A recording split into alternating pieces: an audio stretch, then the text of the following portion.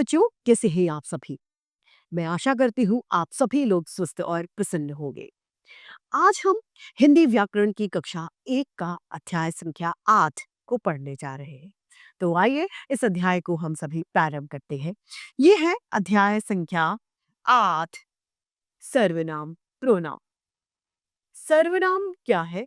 सर्वनाम दो शब्दों से मिलकर बना है, सर्व प्लस नाम, यानी सर्वनाम अर्थात सबका नाम सर्वनाम है। सर्वनाम का काम क्या होता है?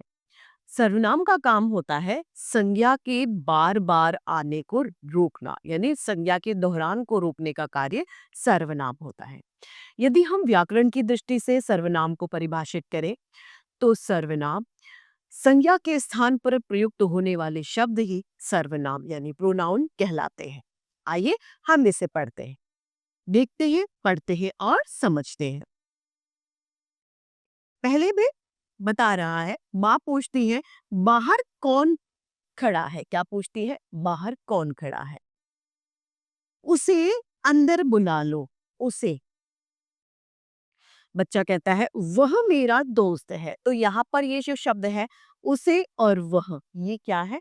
सर्वनाम है। यानी इस बच्चे का जो नाम है, राम श्याम, जो भी सोनू मोनू जो भी नाम है, वो क्या हो जाता है? वो नाम क्या होता है? संज्ञा, क्योंकि नाम को ही संज्ञा कहते हैं। अब संज्ञा की जगह जब वह और उसे अंदर उसे आया है तो वो शब्द क्या हो गया? सर्वनाम। आगे है, तुम कहाँ जा रहे हो? माँ कहती है तुम कहाँ जा रहे हो? तो तुम क्या है? तुम शब्द सर्वनाम है। बच्चा कहता है मैं खेलने जा रहा हूं, यानी मैं शब्द भी सर्वनाम है। यहाँ पर हमने इस चित्रों में देखा कि नाम की जगह उसे, वह, तुम, मैं शब्दों का प्रयोग किया गया है। ये सभी शब्द क्या है? नाम यानी संज्ञा। और नाम वाले शब्दों की जगह आए हुए हैं ये शब्द, तो क्या कहलाते हैं? ये शब्द सर्वनाम। यानी ये कहा जा सकता है कि नाम की जगह आने वाले शब्दों को ही सर्वनाम कहा जाता है, या फिर ये कहें कि संज्ञा की जगह प्रयुक्त होने वाले शब्द ही सर्वनाम कहलाते हैं।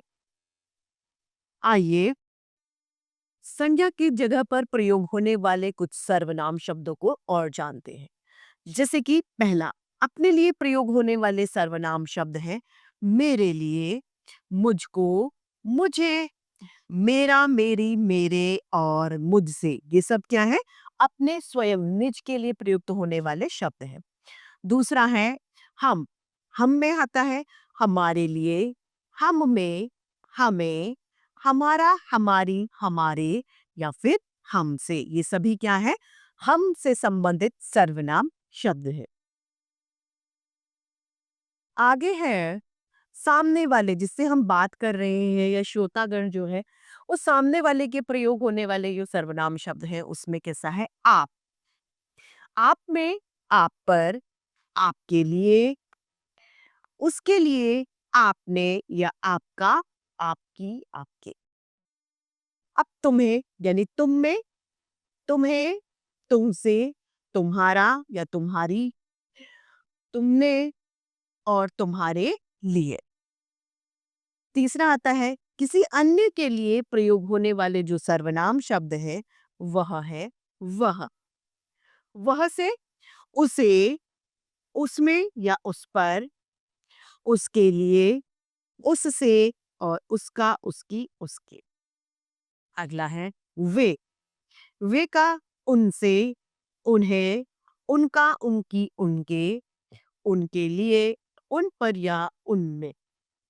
तो इसी के साथ में हमारा ये अध्याय सर्वनाम समाप्त होता है। आइए इसे संक्षेप में दोहराए और जाने हमने क्या सीखा। नाम की जगह आने वाले शब्दों को ही सर्वनाम कहते हैं।